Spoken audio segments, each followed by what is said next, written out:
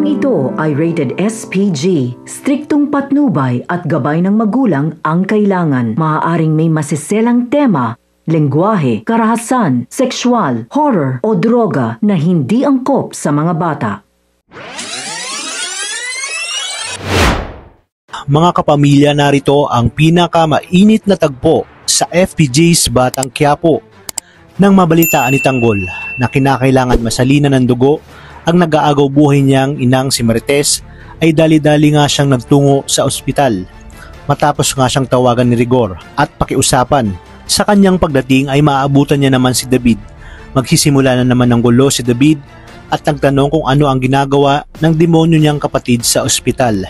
Dito sumagot si Rigor na pinakausapan niya si Tanggol dahil walang ibang kamat si Marites sa magkakapatid kundi si Tanggol. Maangas na sinabi ni David na di ba umano, itinakwilan nila si Tanggol.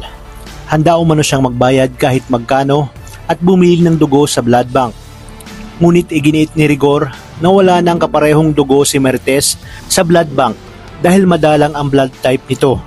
Sumagot si Tanggol na sa pagkakataong ito, wag umanong magyabang si David dahil hindi na niya hayaang maliitin pa siya nito. Kung ano ang meron ngayon si David ay kayang-kaya niyang tapatan o higitan pa. Nang akmang aambahin ni David si Tanggol, ay pinigilan ito ni Mando at sinabi na kinakailangan na si Tanggol sa loob dahil kukunan na nga ito ng dugo. Matapos ito ay naging matagumpay ang pagsali ng dugo na mula kay Tanggol para sa kanyang nanay Tess. Habang nagpapahinga si Tanggol ay dumating naman ang kanyang lola Tinding na kahit nanghihina pa ay kaagad na niyakap si Tanggol.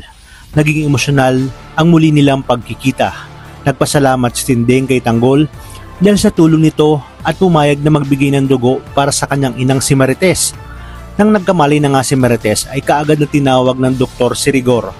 Humingi ng tawad si Rigor at sinabing magbabagong buhay na siya. Sinabi rin nito na si Tanggol ang nag-donate ng dugo kaya nakasurvive itong si Marites.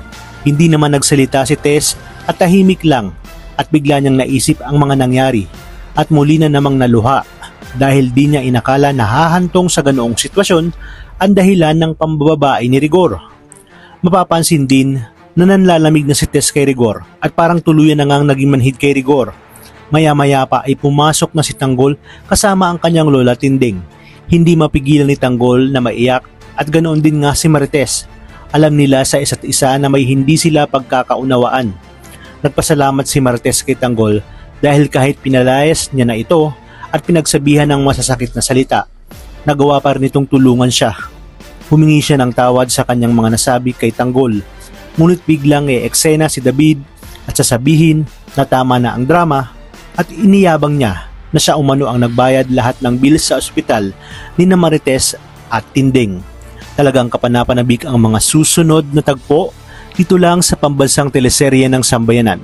Maraming salamat sa inyong panonood at pagpalain tayong lahat, kapamilya.